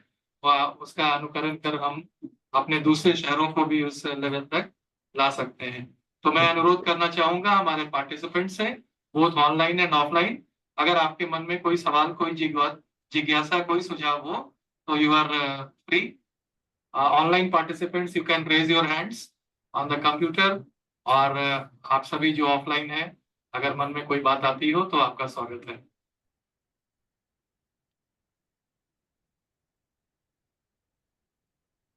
यस, कोई है? देखो, सबसे पहला क्वेश्चन है वगेला साहब, डॉक्टर वगेला साहब मेरे तरफ से। जी सर। ये जो है मैकेनिकल रोड स्वीपर्स जो है वो जी बड़ा बड़ा वाइड रोड्स होगा, वहां तो मशीन यूज होते हैं। जो नैरो लेन्स है वहां कैसे किया जाता है? सर, हमने सिटी में कई हॉटस्पॉट्स भी सिलेक्ट कर रखे हैं और उस हॉटस्पॉट पे विशेष रूप से ध्यान रखा जाता है। इसके अलावा जो कंस्ट्रक्शन एक्टिविटीज़ है, कंस्ट्रक्शन में हमारा ये किया गया है कि वहाँ ग्रीन जो कर्टन है वो लगाया जाए, वहाँ पे वाटर स्प्रे किया जाए। तो कंस्ट्रक्शन एक्टिविटी में भी पोल्यूशन को रोकने के लिए बहुत कोशिश करते हैं। इसके अलावा जहाँ पे सड़क पर जहाँ सिविल वर्क चल रहा है, वहाँ ये ध्यान रखा जाता है कि उस कचरे को भी जल्दी से जल्दी तुरंत उठाया जाए, डाइवर्शन अच्छे रखे जाएं, डाइवर्शन को पक्का रखा जाए। अदरवाइज क्या होता है, जैसे सड़क पे कोई खुदाई का काम चल रहा है, क्योंकि इंदौर में काम बहुत ज़्यादा चलते हैं, सीवर लाइन और इसके काम चलते रहते हैं, क्योंकि हमें यहाँ पे नाला टेपिंग किया गया है। सड़कों पे कहीं से भी नालियों का पानी है ऐसा सड़कों पे नहीं दिखना चाहिए, क्योंकि वो यदि दिखता है तो जो हमारा जो अवार्ड है उसमें वो ऑब्जेक्शन आ सकता है। तो इन सब जब सिविल वर्क बहुत ज़्यादा चलते हैं तो वहाँ पर भी इसका ध्यान रखा जाता है, हॉट स्पॉट पे ध्यान रखा जाता है। और कचरा कोई भी, जैसे आप कोई जुलूस निकल रहा है या ऐसा कुछ काम हो रहा है, तो उसमें ये कोशिश रहती है कि जुलूस के जो लोग हैं वो, उसमें कुछ लोग ऐसे चलते हैं वो सफाई खुद करते चलते हैं। तो वो पीछे जैसे लोगों ने वहाँ पे किसी कोई सिख समाज का जुलूस निकल रहा है या जैन समाज का जुलूस निकल रहा है या और किसी समाज का निकल रहा है, तो जैसे रास्ते में वो स्वागत करने के दौरान कुछ खाने पीने की चीज़ें देते हैं, ड्रिंक के लिए कुछ प्लास्टिक गिलास में देने लगे या ऐसा कुछ काम करेंगे, तो किसी भी तरह का डिस्पोजल आइटम वहाँ ना गिरे। पहली बात तो ये, उसको डिस्पोजल फ्री रखा जाए, यदि करता भी है तो उसको उठाने के लिए लोग तैयार रहते हैं, उस कचरे को तुरंत साफ कर दिया जाता है। इसलिए जब 24 आवर आप कॉशियस हैं इस बारे में, तो कोई भी एक्टिविटी होगी तो उसकी सफाई आपको तुरंत मिलेगी। हर व्यक्ति के हैबिट में बहुत ज़्यादा ये रच बस गया है, यानी सफाई की जो आदत है बहुत ज़्यादा गहरे रूप से बैठ गई है। तो इसके लिए कोई भी व्यक्ति लापरवाही नहीं करता है। हाँ, मेरा क्वेश्चन है डॉक्टर वगेला साहब, जैसा नैरो लेन्स में भी कहीं वो मैकेनिकल रोड स्वीपिंग होता है क्या वहाँ? नैरो रोड्स जो सड़कें संकीर्ण कोई पथ है, हाँ हाँ गली है, उसमें कैसे वो उसका वो मैकेनिकल स्वीपिंग वहाँ हो पाता है? जी क्योंकि उसमें। मैकेनिकल स्वीपर का गाड़ी की विड्थ बहुत बड़ा है, हाँ वहाँ हाँ, कैसे मैनेज होता होगा? आप देखिए बिल्कुल यानी व्हीकल भी इतने ज़्यादा व्हीकल बढ़ चुके हैं, उसके बावजूद हमने लेफ्ट टर्न वगैरह वहाँ पे सब जगह क्लियर किए हैं। जहाँ भी हो सकता है मकानों को तोड़ना पड़ा है, मकानों की ज़मीन लेना पड़ी है, लेफ्ट टर्न चौड़ा किया है। बीच में जो रोटरियाँ बड़ी थी, रोटरी को हमने छोटा कर दिया है। यानी किसी भी तरह से फ्लाईओवर बनाने का काम है वो भी काफ़ी शुरू किया। पहले फ्लाईओवर थे ही नहीं, इंदौर में बहुत कम थे, तो उनको बढ़ाने का काम किया है, लेफ्ट टर्न फ्री किए हैं और ट्रैफिक मैनेजमेंट में भी काफ़ी काम किया है। तो इस तरह से जहाँ जहाँ भी पोल्यूशन बढ़ने के चांसेस थे, हॉट स्पॉट थे, उस पर ध्यान दिया गया है, उसमें पब्लिक पार्टिसिपेशन किया है। जो कॉलेजेस और स्कूल के बच्चे हैं उनको उसमें लगाया जाता है, लोगों को ये अवेयर करने के लिए कि आप वहाँ पे अपने सिग्नल पर गाड़ियाँ बंद रखें। रेड लाइट सिग्नल ऑफ की मुहिम हमने पिछले 2-3 सालों से चलाई है। तो जब भी रेड लाइट होता है सिग्नल पे लोग अपनी गाड़ियां बंद कर देते हैं, क्योंकि कई गाड़ियां 2-2, 3-3 मिनट खड़ी रहती है, 5 मिनट भी कई बार रुकना पड़ता है, क्योंकि व्हीकल इतने ज़्यादा होते हैं कि एक बार यदि सिग्नल ग्रीन हुआ उसके बाद वो निकल नहीं पाता है, 2-3 बार में, कई बार तीसरी बार में निकल पाता है। तो लोग अपनी गाड़ियों को बंद रख के खड़े होते हैं। इसमें हमने लाखों लीटर पेट्रोल बचाना शुरू किया और धुआं जो वहाँ उठता था वो भी बचना कम हुआ है। तो इस तरह से हमारी जो हर चीज़ में डे बाय डे की एक्टिविटीज़ हैं, उनमें ये प्रयास किया जाता है कि उसको किस तरह से हम कम करें। चाहे गाड़ियों का धुआं व्हीकल में, हमने यहाँ पे जो BRTS की बसें हैं पूरे भारत में बीआरटीएस कहीं भी सक्सेसफुल नहीं है, लेकिन इंदौर में बीआरटीएस सक्सेसफुल है। एयर कंडीशन बसेस चलती हैं और उसके लिए बीआरटीएस रोड अलग है, वो बिल्कुल एक्सक्लूसिव रोड है, उस पर गाड़ियाँ जब चलती हैं तो वो बिल्कुल टाइम टू टाइम आपको पहुंचा देती है। इसके अलावा सिटी बस इंदौर में बहुत बढ़ा दी गई हैं, करीब 44 इलेक्ट्रिक बसेस चल रही हैं। और जो ई रिक्शा वगैरह हैं उनकी क्वांटिटी तो बहुत ज़्यादा है, ई रिक्शा बहुत ज़्यादा हो गए हैं इंदौर में। अभी हमें उनको बैन लगाना पड़ा कि हम नए ई व्हीकल्स को रजिस्टर नहीं करेंगे, क्योंकि उनका संख्या करीब 33,000 से भी ज़्यादा हो गई थी, काफ़ी ज़्यादा हो गई थी। तो कोशिश ये की गई है कि जितनी व्हीकल्स हैं वो अपना व्हीकल कम यूज करें, जहाँ कार पुलिंग कर सकते हैं। नो कार डे भी मनाया जाता है इंदौर में। पिछली बार 22 सितंबर को नो कार डे मनाया। उसमें कलेक्टर, कमिश्नर, म्यूनिसिपल कमिश्नर और जितने गवर्नमेंट अधिकारी हैं वो अपने, कई तो अपने घरों से या तो बस में बैठ के गए, बस वहां तक नहीं जाती तो कलेक्टर ने भी खुद ने बस का टिकट परचेज किया और वो सिटी बस से गए। नगर निगम कमिश्नर तो रेसिडेंसी में रहती थी, उनका 2 किलोमीटर के आसपास ऑफिस था, तो 2 किलोमीटर तक पैदल वॉक करके आई और अपने ऑफिस गई। तो इस तरह से एग्जाम्पल पुटअप किए जाते हैं। कमिश्नर खुद जो इतने बड़े अधिकारी होने के बावजूद वो भी किसी तरह अपनी व्हीकल नहीं ले गए। उस दिन व्हीकल को अलाउ नहीं किया गया कि हम यहाँ पे ऑफिसेस में व्हीकल नहीं आएगी, सब लॉक कर दिया गया वहाँ पे कि कोई भी व्हीकल यहाँ पे नहीं आएगी, जो भी आएगी अपने ऑफिस से बाहर रहेगी। तो इस तरह से लोगों को इनकरेज करते हैं कि आप व्हीकल का उपयोग कहाँ कारपूलिंग कर सकते हैं वो करें, व्हीकल कम यूज करें, जहाँ पे अपना इंजन बंद रख सकते हैं वो कर सकते हैं, पब्लिक ट्रांसपोर्ट का उपयोग करें। ये सब चीज़ें इंदौर में बहुत बढ़ाई जा रही हैं। तो इसी तरह से हम पोल्यूशन कम कर पाए, अदरवाइज पोल्यूशन कम करना बहुत ही मुश्किल काम था। फिर ग्रीनरी अभी बढ़ाने का काम किया सर, है। जो जो इलाके बहुत डेंसली पॉपुलेटेड है, हाँ हाँ दुनिया बहुत संकरी हाँ जी। है ना, व्हीकल्स नहीं जा सकती हैं, क्लीनिंग व्हीकल्स नहीं जा सकती हैं नहीं, वहाँ। वहाँ वहाँ छोटे वहाँ व्हीकल भी जाते हैं सर, वहाँ जाते हैं वहाँ छोटे पे व्हीकल। कैसा होगा? हाँ वहाँ पे छोटे व्हीकल जाते हैं और वो व्हीकल आराम से वहाँ पहुँच जाते हैं। जो मैकेनाइज स्वीपिंग है ये बड़े जो मेजर रोड्स हैं उसी पे करते हैं। मैकेनाइज स्वीपिंग में छोटे व्हीकल अभी यहाँ पे उपलब्ध नहीं है। वो जरूर हमने कुछ कॉलेजेस में लोगों को बोला है। सर, मेरा एक सवाल है, हाँ जी और निश्चित रूप से इंदौर की इस सफलता के पीछे जो सबसे बड़ा योगदान है वहाँ जी, की जनता का है, जनता आम का जनता का है, सर। निश्चित बिल्कुल रूप से। बिल्कुल सर। तो जो आम लोग हैं उनके अंदर, जैसा कि मैं देख रहा था कि जो शुरू के जो आप सीन 2015-14 के जो फोटोग्राफ्स दिखाए, जी इट हाँ इज लाइक बिल्कुल, एनी अदर सिटी, और everyone is facing like that, बहुत है ना। बड़ी थी। हाँ जी तो लोगों को ये शिफ्ट, यानी उनके बिहेवियरल चेंज को कैसे आप लोगों ने इंश्योर किया? बिल्कुल how sir. Two, what what were the efforts you took to just make this behavioral change जी in public in general? जी। तो वो लोगों का इसके लिए यही था कि हम लोगों ने हर लेवल पे पब्लिक को जोड़ने के काम किए, जहाँ गली मोहल्ले में जहाँ हो सकते थे वो भी काम किया। एनजीओज को लगाया, स्कूल कॉलेज के स्टूडेंट्स को लगाया। वो भी घर घर जाके उसका प्रचार करते थे, उनको समझाते थे, महिलाओं को समझाते थे, क्योंकि कई महिलाएं कई जगह बहुत पढ़ी लिखी नहीं होती हैं, वो समझती नहीं है गीला कचरा क्या होता है, सूखा कचरा क्या होता है। उसको भी समझाना पड़ता है सब लोगों को कि किस तरह से। कई लोग ये समझते हैं कि उसमें पानी मिल गया तो वो कचरा गीला हो गया, जबकि ऐसा नहीं है। उसको पूरी तरह से डिफाइन किया गया कि जो ऑर्गेनिक कचरा है, फल फल फ्रूट से, सब्जियों का ये कचरा निकला है, इसी को गीला मानेंगे। और दूसरा जो कचरा सूखा है, भले ही उसमें किसी तरह पानी भी लग गया हो, तो उसको सूखा कचरा मानेंगे। तो इस तरह से बहुत हर लेवल पे उनको समझाया गया। स्कूल कॉलेज में बच्चों को ट्रेनिंग दी गई, वहाँ पे भी कैंपेन चलाए गए। यानी एक समझ लीजिए कि एक बहुत बड़ा कैंपेन चला है, उसी के कारण इतना बड़ा संभव हुआ। नहीं तो इतनी बड़ी पॉपुलेशन, इतने जो रहवासी लोग हैं, इतने घरों में ये पहुंचाना, इतने इंस्टीट्यूट में पहुंचाना, फिर होटल्स वगैरह जो हैं उनको भी समझाना, क्योंकि सब जगह पानी बचाने के भी प्रयास करवाते हैं, एनर्जी सेविंग के प्रयास होते हैं। सोलर एनर्जी का भी हमने बहुत बड़ा अभियान छेड़ रखा है, वाटर रिचार्जिंग का अभियान छेड़ रखा है कि जगह जगह वाटर रिचार्जिंग की जा रही है, जिससे 100 फीट वाटर लेवल अभी पिछले 1 साल में बढ़ा लिया है।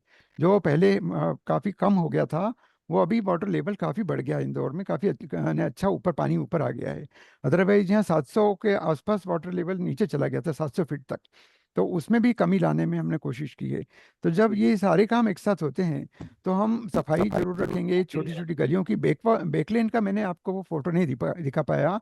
बेकलेन को इतना सुंदर बना दिया गया है। जैसे आप बोल रहे हैं कि जो छोटी गलियां हैं, तो वो बेकलेन को इतना साफ और वहाँ रंग रोगन और पेंटिंग कर दी गई है कि वहाँ बच्चे क्रिकेट खेलते हैं, वहाँ कई लोग अपने कार्यक्रम करते हैं।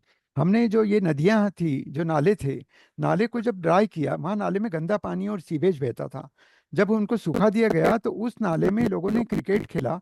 उसमें कलेक्टर कमिश्नर उन्होंने जाके पोहा पार्टी की। उस नाले को इतना क्लीन कर दिया गया कि वहाँ पे इतना ड्राई था कि वहाँ पोहा पार्टी आयोजित हुई, लोगों ने वहाँ पे नाश्ता पानी किया, इतना सफाई कर दी गई। तो आप सोच सकते हैं कि हमने हर गली कोने को, हर चौराहे को, हर जगह को इतना साफ किया है। नहीं तो बेकलेन साफ होना तो बहुत संभव नहीं लगता। बेकलेन वाकई में बहुत गंदी होती है। हर व्यक्ति अपने घर का कचरा पीछे फेंक देता है। तो जब सामने भी नहीं फेंक रहा है, पीछे भी नहीं फेंक रहा, तो वो निश्चित रूप से नीचे ला के देगा। कोई खाली प्लॉट भी यदि पड़ा रहता है तो वहां पे भी नगर निगम का एम्प्लॉय जाता है, उस खाली खाली प्लॉट को भी साफ कर देता है। नहीं तो खाली प्लॉट पे आप देखें कचरे का ढेर लग जाता है। तो ये सब चीजें हर लेवल पे उसको देखा गया है।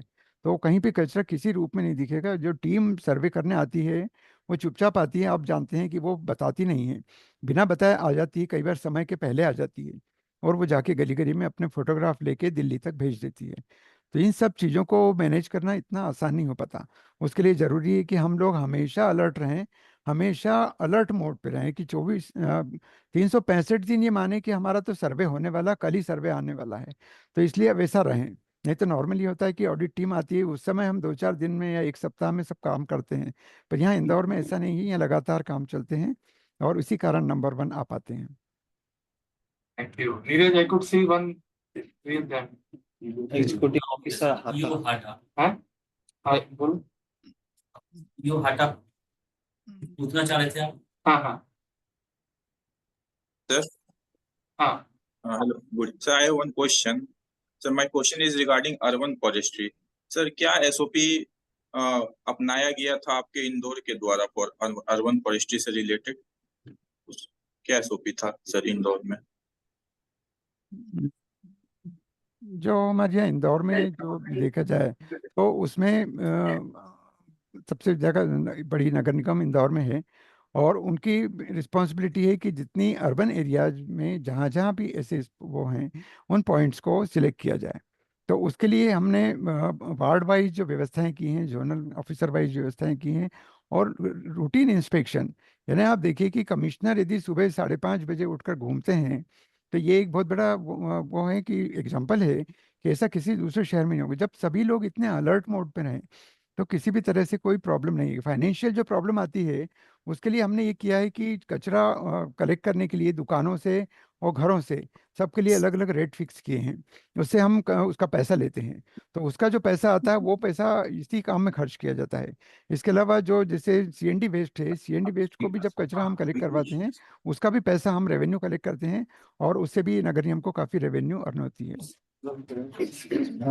सर ईओ साहब शायद जानना चाह रहे थे कि वो फॉरेस्ट्री, अर्बन फॉरेस्ट्री के लिए जी आपने जी क्या स्टेप्स या वो एसओपी अगर कुछ है, हाँ। या how could you develop that green cover Green बनाने cover. के लिए अच्छा। Other in rural areas? Urban area. हाँ, फॉरेस्ट्री के रूप में देखा जाए तो हमने जिसने डिवाइडर बनाए थे, तो डिवाइडर में हमने काफ़ी ग्रीनरी की डिवाइडर काफ़ी बड़े बनाए, और उनमें काफ़ी सॉइल को भरा गया, और उसमें थोड़े से मीडियम साइज ट्री लगाए गए। तो वहाँ पे ग्रीनरी बहुत की, रोड साइड जितनी ग्रीनरी हो सकती है वो की है। और जो डिवाइडर हैं, डिवाइडर में भी काफ़ी ग्रीन बेल्ट बनाया गया है। इसके अलावा दूसरे छोटे छोटे सिटी फॉरेस्ट जहाँ लग सकते हैं, जो गार्डन, कई बार गार्डन पहले वाले खत्म हो गए थे, उन गार्डन को फिर से डेवलप किया गया, रिनोवेट किया गया है। तो गार्डन में ग्रीनरी डेवलप की गई है। तो इस तरह से हमने जो वृक्षारोपण की है, ग्रीनरी की बातों को भी काफ़ी ध्यान रखा है। उसमें हमें वन विभाग का भी सहयोग मिलता है। नगर निगम का एक डिपार्टमेंट अलग है, उसके लिए एक व्हीकल बनाई गई है जो यानी ट्री डॉक्टर के रूप में है। वो जगह जगह जाती है और किसी भी पेड़ों की जो प्रॉब्लम है उसको दूर करती है। कई बार ये होता है कि जो रोड साइड ट्री लगे होते हैं उसको पेवरीकरण कर दिया जाता है या सीमेंटीकरण कर दिया जाता है। तो उसको भी हम, जो एनजीटी का ऑर्डर है कि उसके 1 मीटर दायरे में उसका पेवरीकरण पूरा हटा दिया जाता है और कच्चा कर दिया जाता है उसको वहाँ पे। तो वहाँ पे भी ग्रीनरी को डेवलप करने के लिए कोशिश करते हैं। Thank you sir. Okay sir, thank you. Thank you, thank you. हाँ, और कोई प्रश्न किन्हीं का? सर इसी में एक कॉम्प्लीमेंट्री क्वेश्चन है सर, जो आपने अभी डिस्कस किया कि लेगेसी वेस्ट को सिटी फॉरेस्ट में डेवलप किया गया सर, जी जी तो उसको वो तो बहुत ही मुश्किल समझ में आता है कि उसका एसओपी क्या रहा होगा। लेगेसी वेस्ट को पहले तो हटाना, फिर उसमें फॉरेस्ट डेवलप करना है, अपने आप में बड़ी बात है। हटाया नहीं जाता, हटाया नहीं जाता। अभी हाँ सर, ये तो प्रोसेस बात यही कि करते हैं। लोग प्रोसेस काटने आ जाते हैं, कई जगह डेवलपमेंट के कारण अभी भी स्थिति बायोरेमेडिएशन। ऐसी, कई जगह पेड़ काटे जा रहे हैं। फिर भी हमने कोशिश की, अभी जो 51 लाख पेड़ इस साल लगाने का अभियान छेड़ा है, तो उसमें हम कोशिश कर रहे हैं कि अधिक से अधिक पेड़ लग जाएं, क्योंकि 13 लाख के करीब तो एक ही पहाड़ी पे हमने लगा दिए हैं। जहाँ पे पूरी बैरन लैंड थी, वहाँ पे पूरी वो पहाड़ी रेवती रेंज के नाम से जानी जाती है, और वो बीएसएफ के पास थी, बॉर्डर सिक्योरिटी फोर्स के पास, तो वहाँ कोई भी ज़्यादा ट्रीज नहीं थे, और वो बैरन लैंड थी, वो पत्थर और ये इस तरह की गिट्टी मुरम के एरिया है। तो वहाँ हमने किसी तरह से इतने ज़्यादा, करीब 12 लाख से ज़्यादा पेड़ एक वृक्षारोपण किया है, और झाड़ियाँ डेवलप की हैं। यदि वो 1-2 सालों में डेवलप हो जाएंगी, तो वो निश्चित रूप से हमें बहुत अच्छा काम देगी। इसके अलावा एक और बात बता दूं कि इंदौर में पहले 6 टेक्सटाइल मिल थे। इंदौर पूरा टेक्सटाइल मिल के नाम से जाना जाता था। इंदौर का जो टेक्सटाइल मिल का कपड़ा था, वो पूरे विदेशों में भी जाता था और देश भर में जाता था। अहमदाबाद और इंदौर का नाम काफ़ी जाना जाता था इस बारे में। तो अभी क्या हुआ है कि वो जो टेक्सटाइल मिल थी, वो एनटीसी की थी, कुछ स्टेट टेक्सटाइल कॉरपोरेशन की भी थी। तो वो करीब 20 साल से ज़्यादा, 20-25 साल से बंद पड़ी हैं। तो वहाँ पे ऑटोमेटिक एक सिटी फॉरेस्ट डेवलप हो गया। अभी मैंने कल भी मैं 1-2 मिलों में जाके मैं देख के आया हूँ, पूरा सर्वे करके। तो वहाँ इतनी ज़्यादा ग्रीनरी डेवलप हो गई कि बहुत बड़ा फॉरेस्ट, वहाँ पे भी लाखों पेड़ पैदा हो गए हैं, क्योंकि वहाँ कोई एक्टिविटी नहीं है, ह्यूमन एक्टिविटी बिल्कुल नहीं है। तो जो पेड़ पुराने लगे थे, उनसे ही बीज गिरे हैं, और वहाँ मोर और कई तरह के पक्षी आज भी हैं सिटी के बीच में, वो पूरे सिटी के बीच में हैं। तो आप देखें कि वो भी सिटी फॉरेस्ट के रूप में बन रहे हैं। तो इस तरह से इंदौर की एक भाग्य का है कि इंदौर में जो देवी अहिल्याबाई का शहर है, यहाँ पे उन्होंने पहले हरियाली जो बहुत बनाई थी, 9 लाख पेड़ वाला एक एरिया था, उसको 9 लखा के नाम से जाना जाता है। वहाँ एक ही एरिया में 9 लाख पेड़ थे। तो इस तरह से हम कोशिश कर रहे हैं कि ग्रीनरी बचाई जाए, पेड़ों को कटने से बचाया जाए।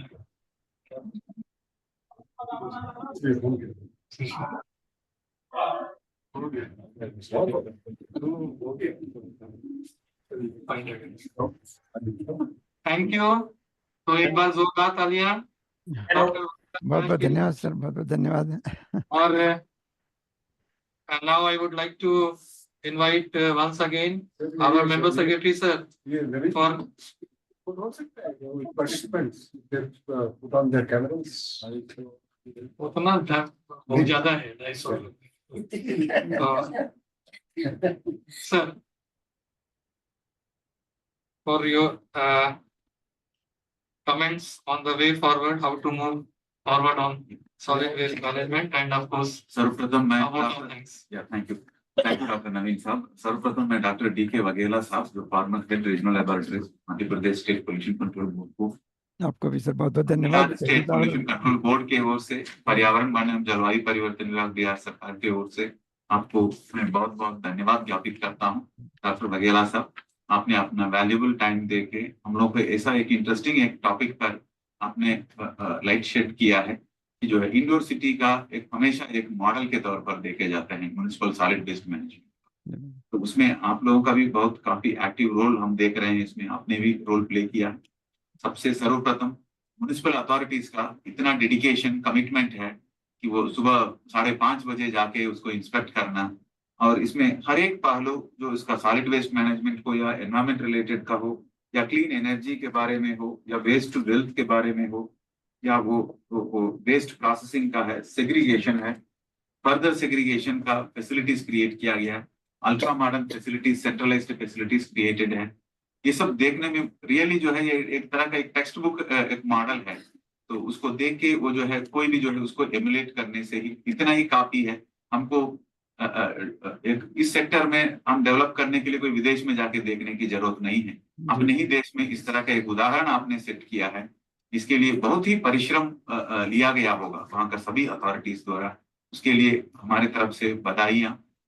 और जो है आज ये खुशी की बात है, हमारे बिहार में भी, बिहार राज्य में भी इतने स्थानीय निकायों के वरीय पदाधिकारीगण जो एग्जीक्यूटिव ऑफिसर्स, म्युनिसिपल कमिश्नर्स और UDHD के ऑफिशियल सब जुड़े हुए हैं। इसको ये बहुत ही एनलाइटनिंग लेक्चर था, रेदर ये एक्सपीरियंस शेयरिंग था जो आपका, वो काफी इंटरेस्टिंग था। इसमें मैं नोट्स लेते गया बहुत मैंने नोट्स ले रखा था। तो उसको रेदर हम जल्दी से हम इंडोर आएंगे आपसे भी मिलेंगे और म्युनिसिपल अथॉरिटीज के साथ मिलके हम एक एक फैसिलिटी भी देखना भी चाहते हैं। जल्दी से हम आपसे कांटेक्ट भी करेंगे डॉक्टर वाघेला साहब। इसमें साथ में हम रिक्वेस्ट करेंगे प्रिंसिपल सेक्रेटरी यूडीएचडी सर से भी कि जो है उनका भी जो कुछ फ्यू ऑफिसर्स हमारे साथ अगर विजिट करते वो बहुत ही यूजफुल होगा, क्योंकि इसमें बहुत इम्पोर्टेंट है। वैसे तो कई कंट्रीज, वर्ल्ड का कई कंट्रीज इसको वो जो है स्टडी करके गए हैं। इसका मेन एक यूएसपी है कि जो है इसमें कार्बन क्रेडिट एक लेना और जो है वो कंप्रेस्ड मतलब बायोगैस प्लांट क्रिएट करके उसमें 400 बसेस का और भी जो है जो व्हीकल्स को यूज कर रहे हैं और सोलर एनर्जी को प्रमोट की जा रही है, रूफटॉप सोलर पावर प्रमोट की जा रही है। और मैकेनिकल रोड स्वीपिंग में भी जो है रोड स्वीपिंग के पहले जो है वाटर स्प्रिंकलिंग करके तब की जाती है, क्योंकि जो है मैकेनिकल स्वीपिंग भी जो है डस्ट फ्री क्लीनिंग का है। Really so nice of you doctor Vaghela साहब, ये रियली एनलाइटनिंग एक लेक्चर था। जरूर हम लोग याद रखेंगे और इसको जहां तक पॉसिबल है हम लोग जरूर इसको एमुलेट करने का प्रयास करेंगे। हम अर्बन डेवलपमेंट डिपार्टमेंट और यहाँ के लोकल बॉडी सब मिलके हम मैं अपने ओर से, परिषद के ओर से और मेरे साथीगण के ओर से, साथ साथ ऑनलाइन से जुड़े हुए अर्बन डेवलपमेंट डिपार्टमेंट के ऑफिशियल्स और विभिन्न स्थानीय निकायों के वरीय पदाधिकारी हैं, सभी के ओर से मैं आपको धन्यवाद व्यक्त करता हूँ। Thank you so much. किसी का कोई क्वेश्चन है लगता है? Sir I could say one raised hand from ULB Sherghati. Sherghati से कोई आप please carry on, kindly please. Hello, नमस्ते सर। हेलो। हाँ यस सर, प्लीज सुनाई दे रहा है, प्लीज गो अहेड। सर ये हमारी शेरघाटी एक गया की एक छोटी सी निकाय है, 70,000 पॉपुलेशन की। तो सर हमने हमारे यहाँ एक सॉलिड वेस्ट मैनेजमेंट यूनिट है जिसमें वेस्ट टू कंपोस्ट और एमआरएफ फैसिलिटीज दोनों हैं। सर कंपोस्ट तो हम लोग कर लेते हैं, हमने जैसे आपने बताया अवेयरनेस फैलाकर आईसी एक्टिविटीज करके हमने सेग्रीगेटेड फॉर्म में वेस्ट लाकर उसका कंपोस्टिंग प्रोसेस तो हमने शुरू कर दिया। बस सर हमारा जो एमआरएफ फैसिलिटी है इसमें जो सॉर्टिंग करने के बाद जो हमारे फर्दर जो वेस्ट आते हैं उसमें सबसे बड़ा चैलेंज हमारा है मल्टीलेयर प्लास्टिक और सिंगल यूज प्लास्टिक। सर यहाँ पर बिहार में बहुत कम ही रिसाइकलर हैं जो कि निकाय से डायरेक्टली लिंक्ड हैं जो हमारा वेस्ट ले सके, मोस्टली एमएलपी और सिंगल यूज प्लास्टिक। तो सर इसके रिगार्डिंग सर हम क्या कर सकते हैं, ये आप अगर सजेस्ट करें तो हमारे बहुत हेल्पफुल रहेगा। सबसे पहले जो है हमारे वेबसाइट में जितने भी प्लास्टिक वेस्ट रिसाइकलर्स हैं उनका लिस्ट डिस्प्ले किया हुआ है, उसको देख सकते हैं। दूसरा, जैसे इंदौर में जो है ईआरपी जो है एक्सटेंडेड प्रोड्यूसर रिस्पॉन्सिबिलिटी का क्रेडिट स्कोर जो है वो अर्न किया है। इसके तहत क्या है कि जितना प्लास्टिक वेस्ट हम जो है उसको कलेक्ट करके किसी रिसाइकलर को देते हैं तो उतना क्रेडिट हमको मिलते हैं for a particular category of plastic. तो उस क्रेडिट जो है उसको मॉनेटरी टर्म्स में हम लोगों को एक प्रॉफिट भी हो सकता है। एज फार एज पॉसिबल जो है लोकल रिसोर्सेज को इफेक्टिवली ऑप्टिमम यूटिलाइज करेंगे, तब जो है हम लोग जो है कास्ट जो जितना इन्वॉल्व होते हैं मैनेजमेंट का, वो कोई वेस्ट मैनेजमेंट में, उसको कम करें और उसके बाद उसमें से हम प्रॉफिट क्या ले सकते हैं। इस तरह का देखने पर ही जो है एक बिजनेस के तौर पर ही इसको देखना होगा। और साथ साथ जो है पब्लिक जो इसको, जैसे कि डॉक्टर वाघेला साहब ने जो बोले थे, सीक्वेंशियली देखना होगा 2016 मई से क्या क्या कार्रवाई करते आ रहे हैं करके। सबसे पहले तो जो है पब्लिक अवेयरनेस बहुत इंपॉर्टेंट होते हैं और इसमें तो वो आपने एक आपका जो स्पेसिफिकली आपने क्वेश्चन में जो मेंशन किया था कि जो है सिंगल यूज प्लास्टिक और प्लास्टिक कैरी बैग्स, इसका तो बिल्कुल जो है ये जो उसको तो बैन किया गया है। इसमें जो है जो आपने सीज करते हैं प्लास्टिक बाइलास के तहत आपको फाइन करने का और सीज करने का अधिकार है। उसको जो भी सीज की जाती है उसको जो है रेस्पेक्टिव रिसाइकलर को कवर कीजिएगा, वो जरूर जो है कलेक्ट करके ले जाएंगे। अगर उसका कहीं कुछ ट्राई किया जाएगा, इसका कोई वैल्यू मिल सकेगा तो बहुत बढ़िया है, क्योंकि वो सेग्रीगेटेड होगा तो उसका जरूर कुछ ना कुछ वैल्यू मिलेगा। जी सर एक्चुअली हमें इस तरह का कोई हमारे आसपास के, जैसे स्पेसिफिकली अगर आप हमारे लोकेशन की बात करें तो गया में ऐसे मिल नहीं आसपास में रिसाइकलर्स नहीं है। हाँ जी, ये बात सही है, गया के तरफ में रिसाइकलर नहीं है। मोस्टली जो है ये पटना साइड में है, बेगूसराय साइड में है, यहीं पे है ये लोग लोकेटेड है। तो उसको एक्चुअली चूंकि ये प्राइवेट एंटिटीज है तो उसको हम क्रिएट नहीं कर सकता है उस तरह का। अगर कोई इंटरेस्टेड है तो उनको जो है पेपर वर्क वगैरह में हम हेल्प कर सकते हैं, हैंड होल्डिंग देके मैं इतना हेल्प कर सकता हूँ। एक्चुअली जो है कबाड़ी दुकान ही है उसका, अगर कोई कुछ लोकली इंटरेस्टेड है उनका डिटेल हमारे साथ शेयर कीजिएगा, उनको मैं हैंड होल्डिंग करके उनको एक विधिवत एक रिसाइकलर का रूप हम दे सकते हैं, ये हम करा सकते हैं। क्योंकि इसमें सेंट्रल ईपीआर पोर्टल में भी उनको रजिस्ट्रेशन लेने की आवश्यकता होती है, वो थोड़ा कॉम्प्लिकेटेड प्रोसेस है, ये सब पेपर वर्क में उनको हम हेल्प करवा सकते हैं। तो सर इसके लिए सर हमें अपने निकाय के स्तर से Bihar state pollution control board को एक लेटर इस तरह से लिखना होगा। जी जी बिल्कुल बिल्कुल लिखिएगा, we are at your disposal please.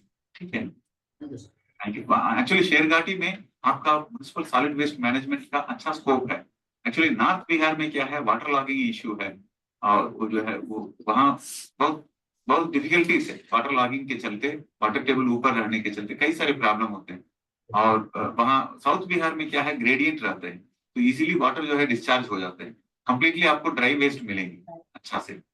उसको बस सेग्रीगेट अगर कर दिया जाएगा, कुछ लोग रैक पिकर्स होंगे या उसको फार्मली जो है उन लोगों को कुछ इंसेंटिवाइज करके उसको थोड़ा उनसे ले लिया जाए, या वो जो ले रहे हैं तो ले रहे हैं, वो तो जरूर किसी ना किसी कबाड़ी वाले को तो देंगे ही, उन्हीं को पकड़ा जाएगा, पता चल जाएगा किसके यहाँ दिया जा रहा है, उसी आदमी को फॉर्मल एक रिसाइकलर का रूप दे दिया जाए, ये थोड़ा इजी होगा आपको, रिसाइकलर और खोजने की जरूरत नहीं पड़ेगी।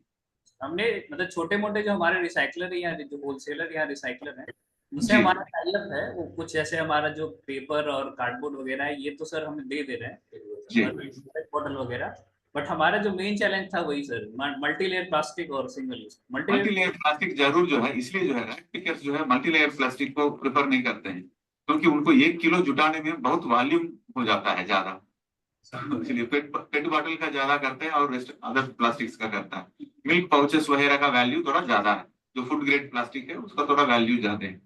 थोड़ा उनको हम लोग एनकरेज करेंगे कि जो है आसपास के जो है लोकल बॉडीज में भी उस तरह का वो जाके कलेक्शन कर लें, तभी उनको थोड़ा सा प्रॉफिटेबल होगा, उनको फॉर्मलाइज करवा देते हैं सर तो जो में ला देंगे। यूजर ये एक्सटेंडेड प्रोड्यूसर रिस्पांसिबिलिटी के तहत जो कंपनीज जिन्हें ये मैंडेट किया जाता है कि आप जो रिसाइकल मतलब प्लास्टिक जो अपने मार्केट में आप दे रहे हैं उन्हें जी। आप वापस भी लेना है, तो सर इसके लिए सर कोई गाइडलाइन हमें क्लियरली मिल जाता है कि छोटी निकाय कैसे अप्रोच कर सकती है सीधे उस चीज को सर हमें एक सेकेंड, हमारे साइंटिस्ट है जो प्लास्टिक वेस्ट मैनेजमेंट, थोड़ा आप बता। अभी जो प्लास्टिक वेस्ट मैनेजमेंट रूल के तहत जो अमेंडमेंट्स आए हैं उसमें आपको मेन प्लेयर हैं, आप जितने भी यूएलबी हैं या ग्राम पंचायत हैं वो सारे जो है मेन प्लेयर हैं, वो प्लास्टिक कलेक्ट करेंगे और जो रिसाइकलर को देंगे, क्रेडिट उन्हीं को मिलेगा। तो उसके लिए आपको रजिस्टर्ड होना होगा ईपीआर पोर्टल पर, ठीक है, आप अपने को ईपीआर पोर्टल पर रजिस्टर कर लें। उसके बाद आप उसका जो भी आपके यहाँ कलेक्शन होगा, जिस तरह का भी कलेक्शन होगा, उसमें 6 कैटेगरी बनाया गया, बढ़ाया गया है थोड़ा, तो उसके तहत आप ईपीआर का जो क्रेडिट है आप ले सकते हैं। मतलब सर जो वेबसाइट आपका उसका सर एक बार लिंक अगर हाँ सर, आप कांटेक्ट कर लेंगे, हम लोग उसमें आपको हैंड ओवर नंबर बता दीजिएगा प्लीज, नोट कर लेंगे please.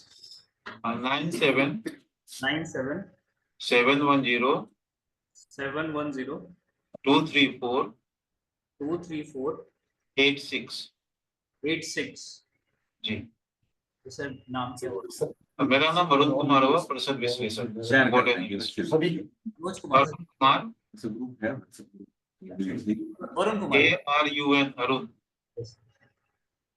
Thank you sir. Okay, तो आज के इस 25वें व्याख्यान की समाप्ति की ओर हम लोग बढ़ रहे हैं, तो सभी प्रतिभागियों का और हमारे डॉक्टर वाघेला साहब का बहुत बहुत धन्यवाद, आभार। Thank you thank you.